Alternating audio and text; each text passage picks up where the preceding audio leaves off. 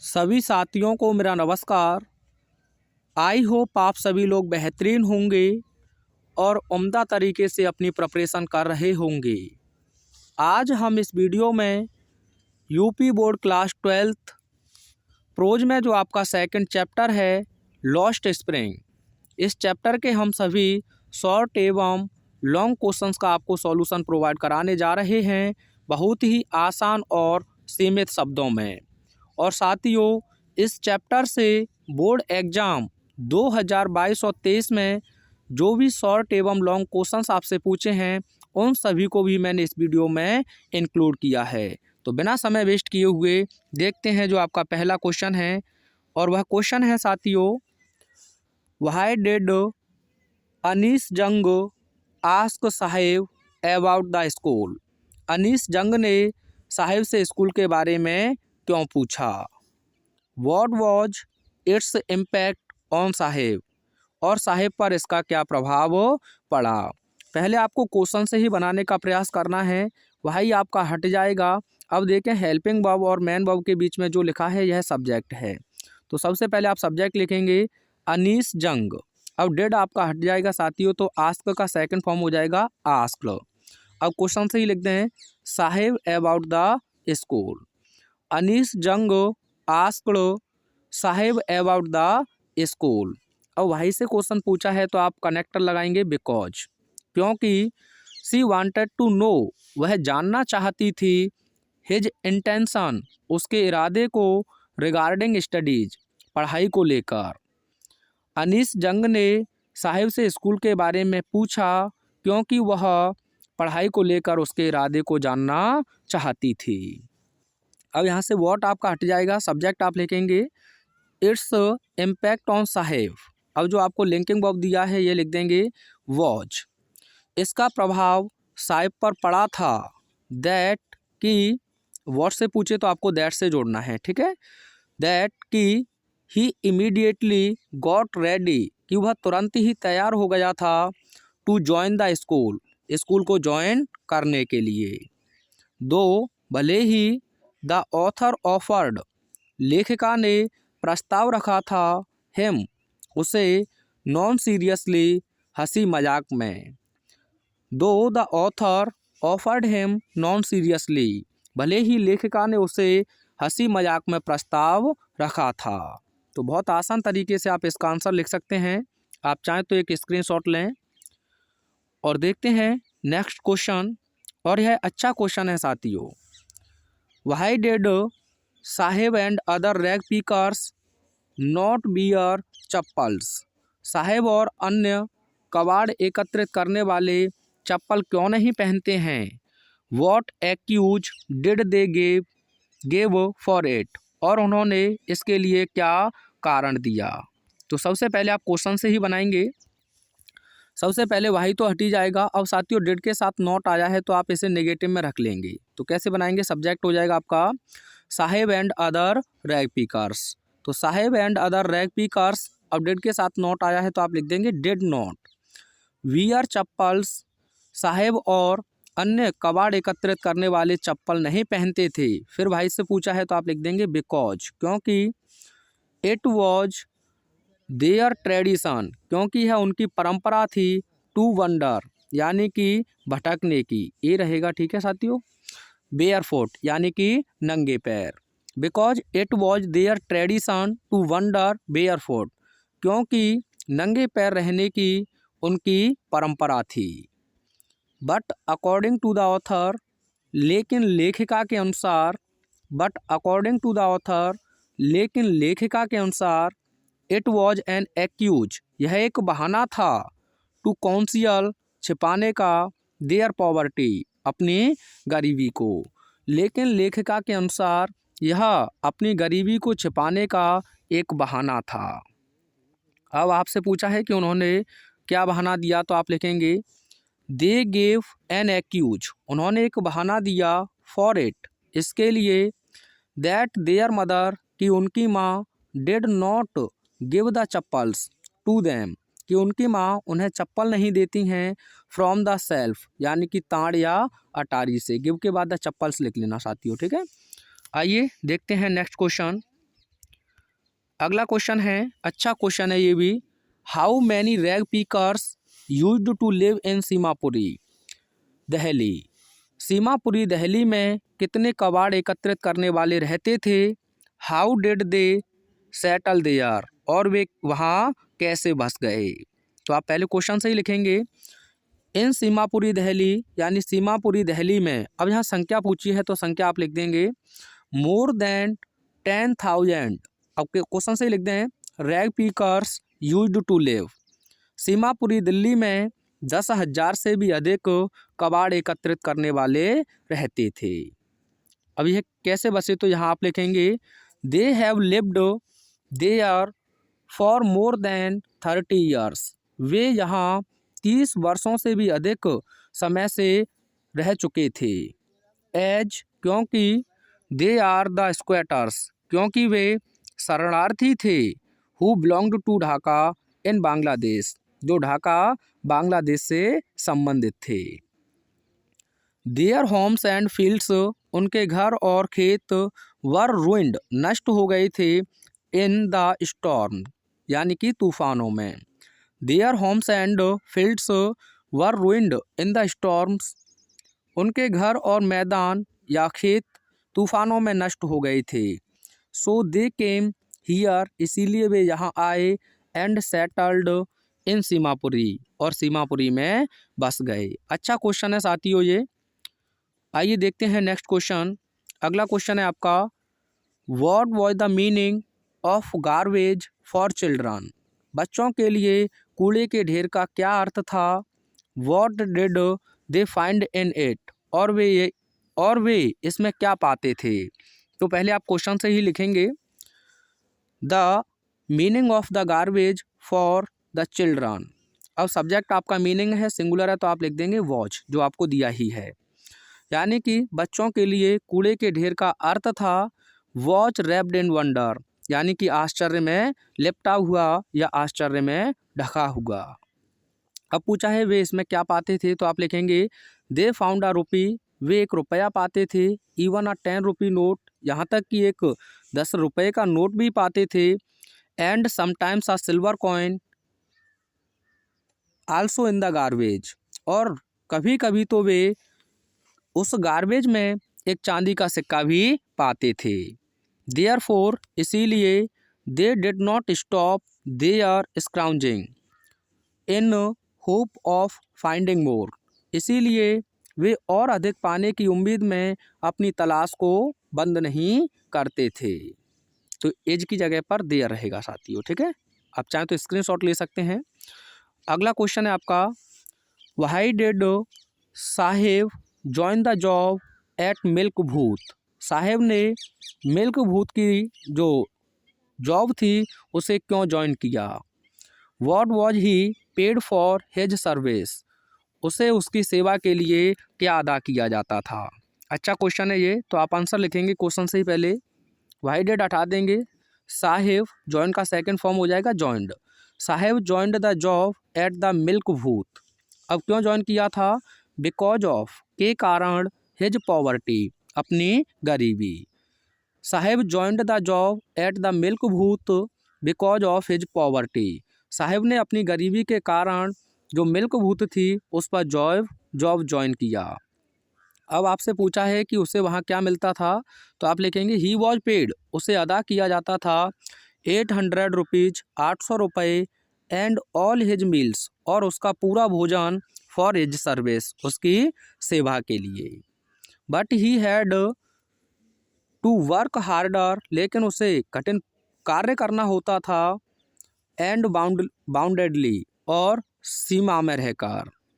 There, वहाँ। Because he was no longer his own master, क्योंकि वह वहाँ अब अपने स्वयं का मालिक नहीं था। अच्छा क्वेश्चन है, आने की संभावना रहेगी, आप चाहें तो एक स्क्रीनशॉट ले सकते हैं।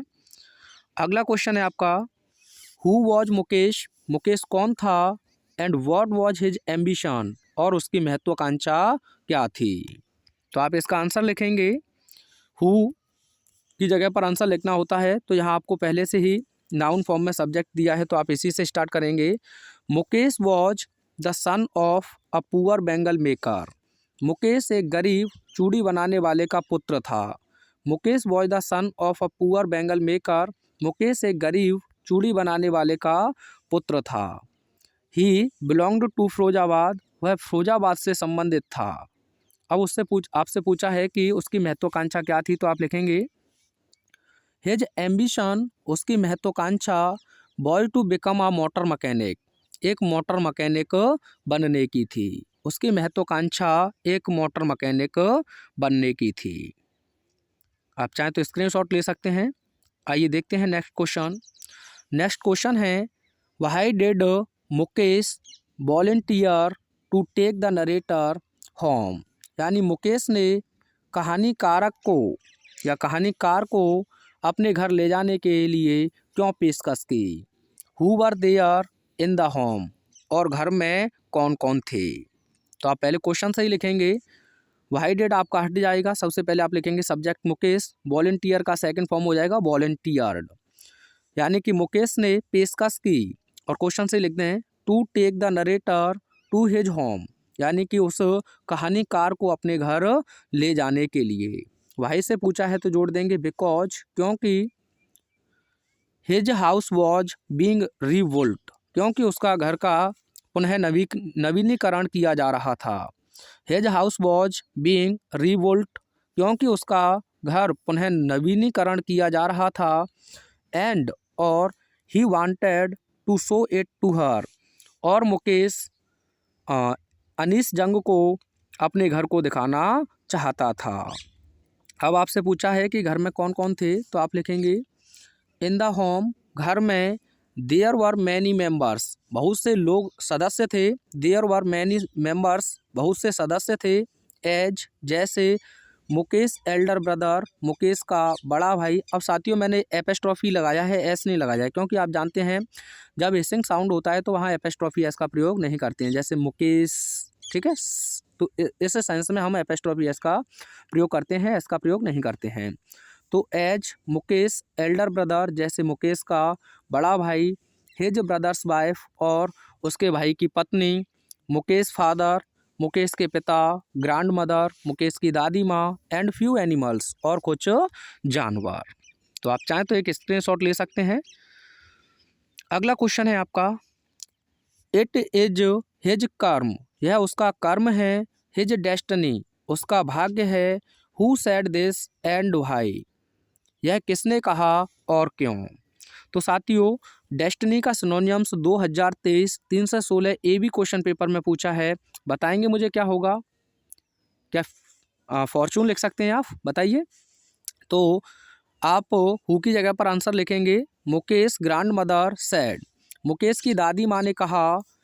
इट इज हिज कर्म, यह उसका कर्म है। हिज डेस्टिनी, उसका भाग्य है। अब आपसे पूछा था भाई, तो भाई का मैंने आपको बताया है बिकॉज से जोड़ेंगे। बिकॉज, क्योंकि she had watched her husband, क्योंकि मुकेश की दादी माँ ने अपने पति को देखा था। बीइंग ब्लाइंड, अंधा होते हुए। विद द डस्ट, गर्द से। फ्रॉम पॉलिशिंग, पॉलिश करने से। द ग्लास ऑफ बैंगल्स, यानी कि कांच की चूड़ियों पर। कांच की चूड़ियों की पॉलिश की गर्द से अपने पति को अंधा होते हुए मुकेश की दादी माँ ने अपने स्वयं के पति को देखा था। आप चाहें तो एक स्क्रीनशॉट ले सकते हैं।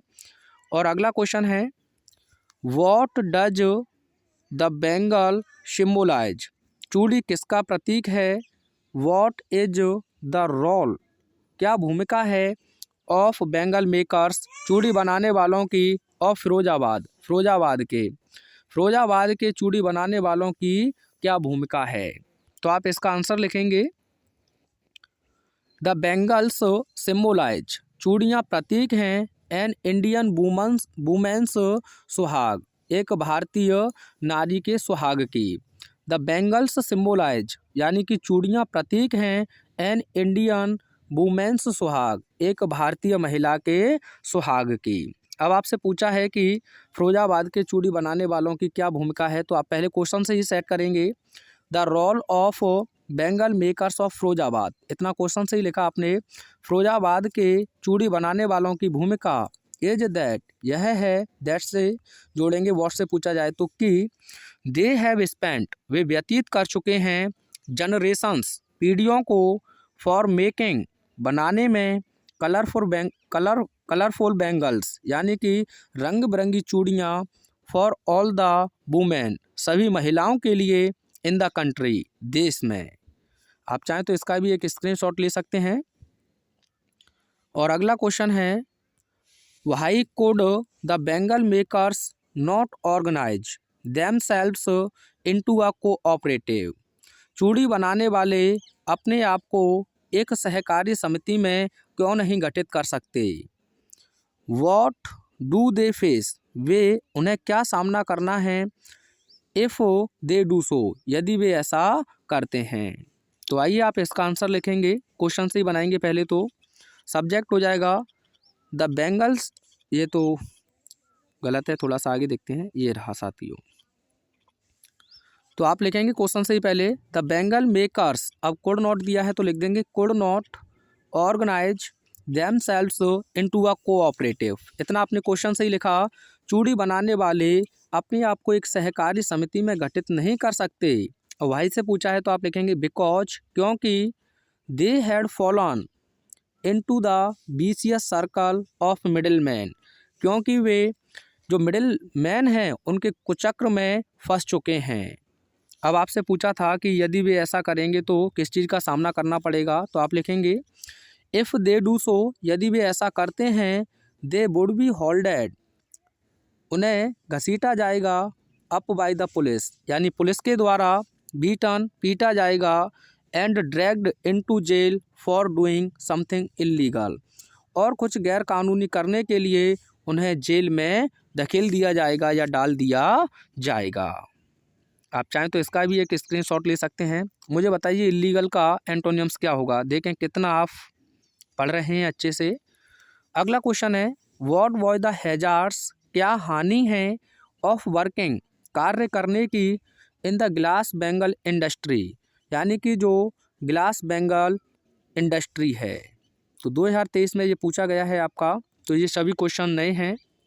तो आप आंसर लिखेंगे द वर्कर्स यानी कि कार्य करने वाले, वर्क कार्य करते हैं इन डिग्नी सेल्स यानी कि अंधेरी काल कोठरियों में, विदाउट एयर एंड लाइट बिना हवा और प्रकाश की। कार्य करने वाले बिना पर्याप्त हवा और प्रकाश की अंधेरी कोठरियों में कार्य करते हैं। Glass blowing, welding and soldering pieces of glass are all health hazards, यानी कि ग्लास को ब्लोइंग करना, वेल्डिंग करना एंड सोल्डरिंग जो कांच के टुकड़े हैं इन सभी को करना स्वास्थ्य के लिए ये सभी चीज़ें बहुत हानिकारक हैं। They lose the brightness of their eyes, वे अपने आँखों की चमक खो देते हैं, या फिर आप कह सकते हैं दे बिकेम ब्लाइंड, वे अंधे हो जाते हैं बिफोर एडल्ट्स यानी कि बुजुर्ग होने से पहले। Even the dust from polishing of bangles adversely affects the eyes, और जो बैंगल्स की पॉलिश करने की जो गर्द है वह आँखों को बुरी तरह से प्रभावित करती है। And even adults go blind, और वे लोग बुजुर्ग होने से पहले ही अंधे हो जाते हैं। आप चाहें तो एक स्क्रीनशॉट ले सकते हैं। अगला क्वेश्चन है आपका where was Seemapuri situated, Seemapuri कहाँ स्थित थी। तो आप देख सकते हैं 2023 में इसे पूछा है। तो आप लिखेंगे सीमापुरी वॉज सिचुएटेड, सीमापुरी स्थित थी ऑन द पेरीफेरी यानी बाहरी परिधि पर ऑफ दिल्ली, दिल्ली की। सीमापुरी दिल्ली की बाहरी परिधि पर स्थित थी। वेयर जहाँ लिव्ड मोर देन 10,000 रैग पीकर्स, जहाँ 10,000 से भी अधिक कबाड़ एकत्रित करने वाले रहते थे। It was desolate for long, यह लंबे समय से निर्जन स्थल था। एंड इट स्टिल वॉज, यह अभी भी है। But it was not empty yet, लेकिन अब यह पूरी तरह से खाली नहीं है। सीमापुरी दिल्ली की बाहरी परिधि पर स्थित थी जहाँ 10,000 से भी अधिक कबाड़ एकत्रित करने वाले रहते थे। यह लंबे समय से एक निर्जन स्थल था, अर्थात जहाँ कोई भी लोग ज़्यादा रहते नहीं थे। और यह अभी भी सुनसान एरिया ही है, लेकिन अब यह पूरी तरह से खाली नहीं है। अगला क्वेश्चन देखिए, describe the life of rag pickers. एक मिनट रुकिएगा। Describe the life of rag pickers, यानी कि जो रैग पिकर हैं उनके जीवन का वर्णन करें एट सीमापुरी में रहने वाले जो रैग पिकर्स हैं उनके जीवन को वर्णित कीजिए। तो अच्छा क्वेश्चन है साथियों, ये 2023 में पूछा है। The life of rag pickers in Seemapuri में कबाड़ एकत्रित करने वालों का जीवन वॉज वेरी माइजरेबल, बहुत ही दयनीय है। बिकॉज, क्योंकि दे आर ऑल स्क्वेटर्स, क्योंकि वे सभी शरणार्थी हैं। Who came here from Bangladesh, जो यहाँ बांग्लादेश से आए हुए हैं। There was only means their survival, उनके जीवित रहने का केवल एक ही साधन था। And that was rag picking, और वह कूड़ा करकट बीनना। More than 10,000 rag pickers lived in the structure of mud, यानी 10,000 से भी अधिक जो मड कीचड़ की संरचना वाले जो घर हैं उनमें रहते हैं। दे हैव रूफ्स, उनके पास छत हैं। ऑफ टिन एंड टारपोलिन, यानी कि टिन की और तरपाल की। There is no sewage, drainage और रनिंग वाटर, और जो पानी निकासी की उनके पास कोई भी नालियाँ नहीं हैं। आप चाहें तो इसका भी एक स्क्रीनशॉट ले सकते हैं, आने की संभावना रहेंगी क्योंकि चैप्टर का एक मेन थीम इसमें पूछा गया है। अगला क्वेश्चन है, what do the inhabitants of Seemapuri do for their survival, यानी कि सीमापुरी के निवासी अपने जीवन यापन के लिए क्या करते हैं। तो यह भी आप देख सकते हैं 2 सेट्स में इसे पूछा है 2023 में ही। तो आप लिखेंगे the inhabitants of Seemapuri do to collect rubbish for their survival, Seemapuri के निवासी अपने जीवन यापन के लिए कूड़ा करकट एकत्रित करते हैं। डू यहाँ मैन वर्ब की तरह है साथियों, ठीक है। There was only means of their survival, उनके जीवन यापन का एक ही साधन है। And that was rag picking, और वह क्या है, केवल कबाड़ एकत्रित करना। आइए अगला क्वेश्चन देखते हैं। अगला क्वेश्चन है, why did children in Seemapuri stay bare footed, Seemapuri में बच्चे नंगे पैर क्यों रहते। तो आप इसी से बनाएं पहले, children in Seemapuri stayed bare footed, Seemapuri में बच्चे नंगे पैर रहते हैं। वहीं से जोड़ेंगे बिकॉज, क्योंकि इट वॉज देयर ट्रेडिशन, यह आपने देखा था ऊपर कि यह उनकी एक परंपरा है, टू रिमेन बेयर फुट, नंगे पैर रहने की। But according to the author, लेकिन लेखिका के अनुसार, it was an excuse to conceal their poverty, लेकिन लेखिका के अनुसार यह अपनी गरीबी को छिपाने का उनका एक बहाना है। वन ऑफ द बॉयज़, लड़कों में से एक लड़का, आल्सो सैड, यह भी कहता है, that his mother did not bring them down from the self, कि उनकी माँ चप्पलों को ताड़ या अटारी से नीचे उतारती नहीं हैं। तो आराम से आप लर्न कर सकते हैं, लर्न करने वाली बात है ही नहीं, आप अच्छे से समझ लीजिएगा। अगला क्वेश्चन है, what explanation does the author offer for children not wearing footwear, यानी कि लेखिका फुटवियर यानी कि चप्पल ना पहनने के लिए बच्चों के लिए क्या एक्सप्लेनेशन यानी कि क्या बहाने बताती हैं। तो ये आप देख सकते हैं, ऊपर ही कराया है मैंने, आप चाहें तो स्क्रीनशॉट ले सकते हैं। और ये क्वेश्चन का आंसर मुझे आप सेंड करेंगे, what was Mukesh want to become in his life, ये क्वेश्चन मुझे बताएंगे। 2023 जेडबी क्वेश्चन पेपर में पूछा है।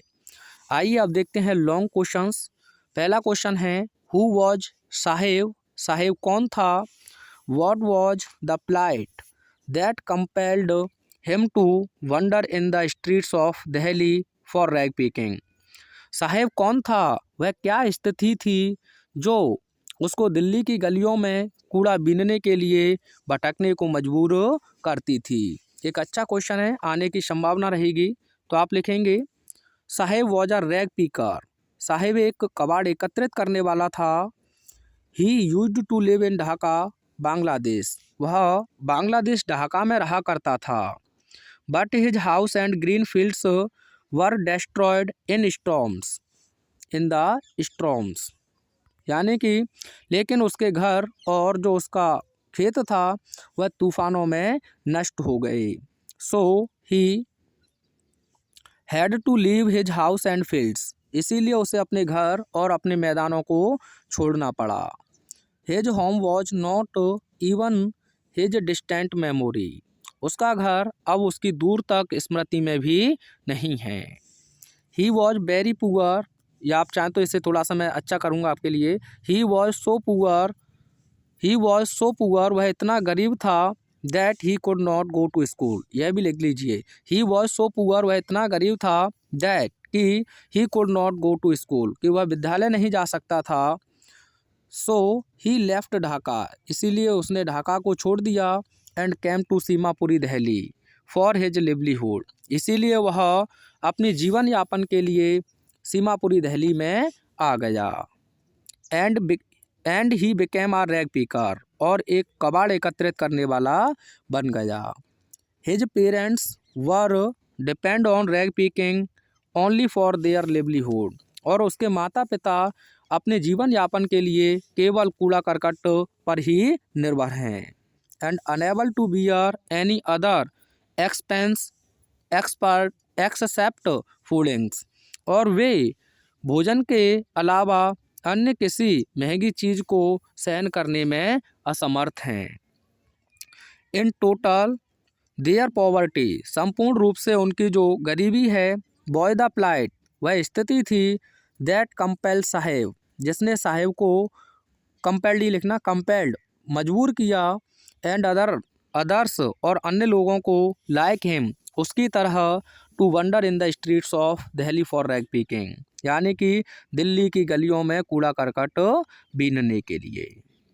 अगला क्वेश्चन है, children like Saheb often go for private jobs in very small age, is this their final destiny, how can such situation be overcome. Saheb जैसे बच्चे अक्सर काफ़ी कम उम्र में निजी नौकरियां करने लगते हैं, क्या यही उनका अंतिम हश्र है? इस प्रकार की स्थिति से कैसे उभरा जा सकता है? तो एक अच्छा क्वेश्चन है साथियों, आने के चांसेस रहेंगे। आप चाहें तो इसका एक स्क्रीनशॉट ले लें और देखते हैं नेक्स्ट क्वेश्चन। अगला क्वेश्चन है आपका, हु वॉज मुकेश, मुकेश कौन था? What did he want to do in his life, वह अपने जीवन में क्या बनना चाहता था? And what did he not want to follow, और वह क्या अनुसरण करना नहीं चाहता था? ये भी एक अच्छा क्वेश्चन है, आप चाहें तो इसका भी एक स्क्रीनशॉट ले सकते हैं। बहुत सटीक शब्दों में मैंने लिखा है, देख सकते हैं। Mukesh was a son of poor bangle maker, Mukesh एक गरीब चूड़ी बनाने वाले का पुत्र था। He wanted to become a motor mechanic in his life, वह अपने जीवन में एक मोटर मैकेनिक बनना चाहता था।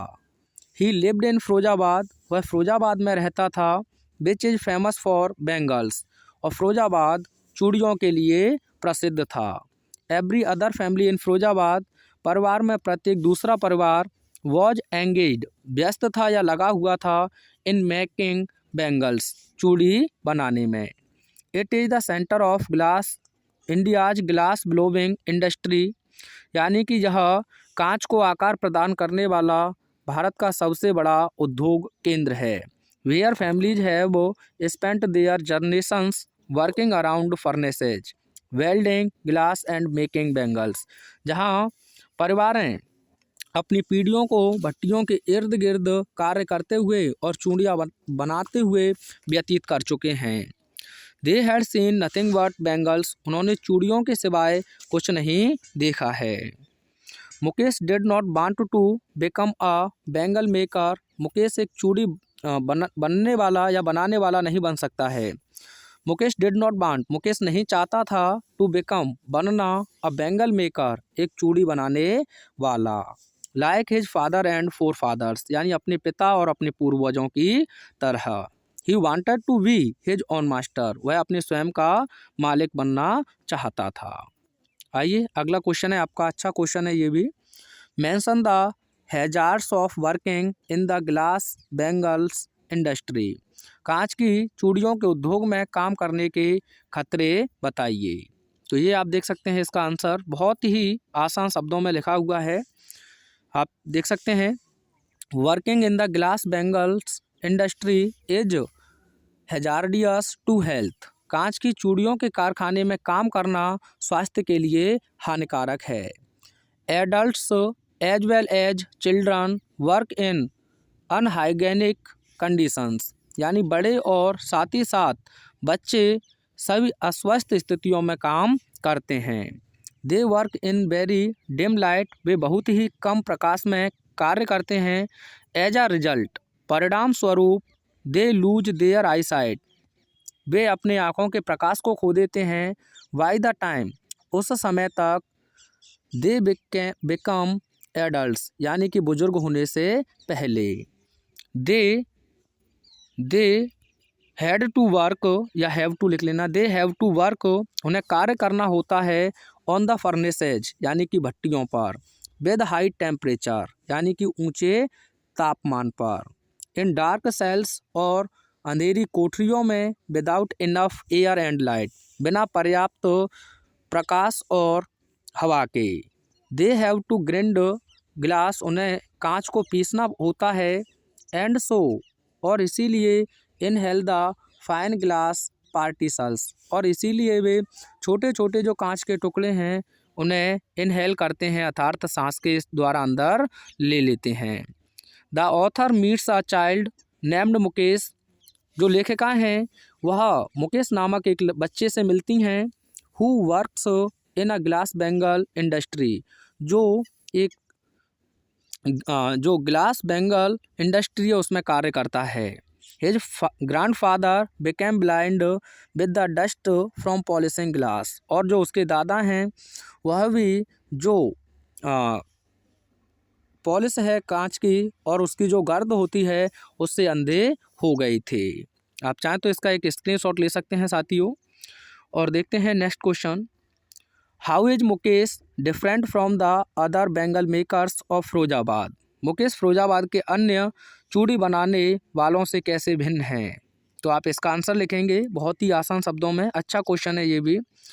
Mukesh belongs to a family of bangle makers. Mukesh चूड़ी बनाने वालों के एक परिवार से संबंधित है। देयर वर्क इज हैजार्डियस, उनका कार्य खतरनाक होता है। And their life is poor, उनका जीवन गरीब है। एंड माइजरेबल, और बहुत ही दयनीय है। But they have accepted their destiny, लेकिन वे लोग अपने भाग्य को स्वीकार कर चुके हैं। हाउएवर, हालांकि, मुकेश एटीट्यूड इज डिफरेंट, लेकिन मुकेश का जो एटीट्यूड है, दृष्टिकोण है, वह बिल्कुल ही अलग है। He doesn't want to follow the occupation of his family, वह अपने परिवार का जो व्यवसाय है उसका अनुसरण नहीं करना चाहता है। He wants to become a motor mechanic, वह एक मोटर मैकेनिक बनना चाहता है। इन दिस वे, इस प्रकार से मुकेश इज डिफरेंट, मुकेश भिन्न है। From the other bangle makers of Firozabad, यानी कि फिरोजाबाद के अन्य चूड़ी बनाने वालों से। आप चाहें तो इसका एक स्क्रीनशॉट ले सकते हैं। और अगला क्वेश्चन है आपका, describe the plight of rag pickers as depicted in the lesson Lost Spring. Lost Spring part में कचरा बीनने वालों के जीवन का वर्णन कीजिए। तो आप आंसर लिखेंगे, the plight of rag pickers as depicted in the lesson Lost Spring was very miserable. Lost Spring part में कचरा बीनने वालों का जीवन बहुत ही दयनीय है। दे वर ऑल स्क्वेटर्स, वे सभी शरणार्थी हैं। Who came to Seemapuri from Bangladesh in 1971, वे सभी 1971 में बांग्लादेश से सीमापुरी में आए हैं, और वे सभी क्या हैं, शरणार्थी हैं। Seemapuri was a settlement of more than 10,000 rag pickers. Seemapuri 10,000 लोगों से भी अधिक का एक सेटलमेंट है। It was a place on the periphery of Delhi. Seemapuri Delhi की परिधि पर है। The rag pickers lived in the structures of mud. जो यहाँ के जो रैग पीकर हैं वे मड की यानी कीचड़ की संरचना वाले घरों में रहते हैं। They had roofs of tin and tarpaulin. और उनके जो छत हैं, उन घरों की जो छत हैं वो टीन और तिरपाल की हैं। There was no sewage drainage और रनिंग वाटर। वहाँ जो जल निकासी है उसके लिए कोई भी नालियाँ नहीं हैं। They lived here without an identity. वे यहाँ बिना किसी पहचान के रहते हैं। विदाउट परमिट्स और बिना किसी परमिशन के रहते हैं। Food is more important for them. भोजन उनके लिए अधिक महत्वपूर्ण है देन देयर आइडेंटिटी, उनकी पहचान की अपेक्षा। एंड सो और इसीलिए there was only means of their survival. और इसीलिए उनके जीवन यापन का केवल एकमात्र साधन and that was rag picking, वह केवल क्या है, कूड़ा करकट बीनना। आप चाहें तो इसका भी एक स्क्रीनशॉट ले सकते हैं साथियों। और देखते हैं नेक्स्ट क्वेश्चन। नेक्स्ट क्वेश्चन है आपका, describe the deplorable plight of bangle makers. यानी कि चूड़ी बनाने वालों की दयनीय स्थिति का वर्णन कीजिए। तो साथियों ये भी आप देख सकते हैं 2023 ZX क्वेश्चन पेपर में पूछा गया है। तो आइए देखते हैं इसका आंसर। तो आप इसका आंसर लिखेंगे, the bangle makers of Firozabad are exposed to multiple health hazards while working. Firozabad के चूड़ी निर्माताओं को काम करते हुए कई स्वास्थ्य खतरे का सामना करना पड़ता है। Many of them are children. उनमें से बहुत से बच्चे हैं। Who work on the furnaces with high temperature. जो उच्च तापमान पर या उच्च तापमान वाली भट्टियों पर कार्य करते हैं।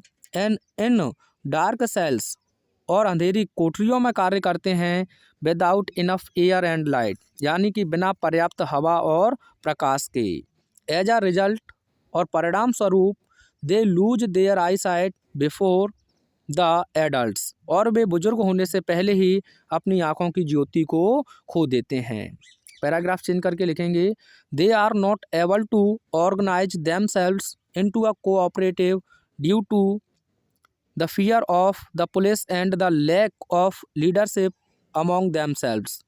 यानी कि पुलिस के डर और आपस में नेतृत्व की कमी के कारण वे स्वयं को एक सहकारी संस्था के रूप में संगठित करने में सक्षम नहीं हैं।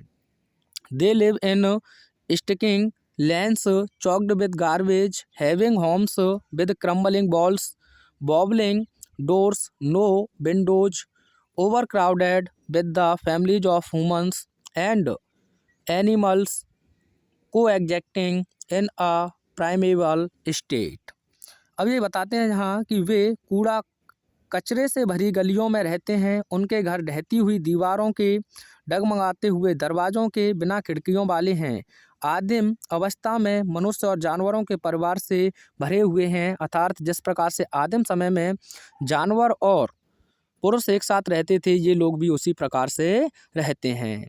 They have not even enjoyed even full meal in their entire life time because of their poverty. यानी कि अपनी गरीबी के कारण उन्होंने अपने पूरे जीवन काल में भरपेट भोजन का भी आनंद नहीं उठाया है। This is the deplorable plight of the bangle makers. यह चूड़ी निर्माताओं की दयनीय दुर्दशा है। आई होप सभी चीज़ों को मैंने बहुत अच्छे से क्लियर करने का प्रयास किया है और आपको सभी चीज़ें अच्छे से समझ में आई होंगी। वीडियो कैसा लगा कमेंट के माध्यम से एक बार अवश्य बताएंगे। Thanks for watching.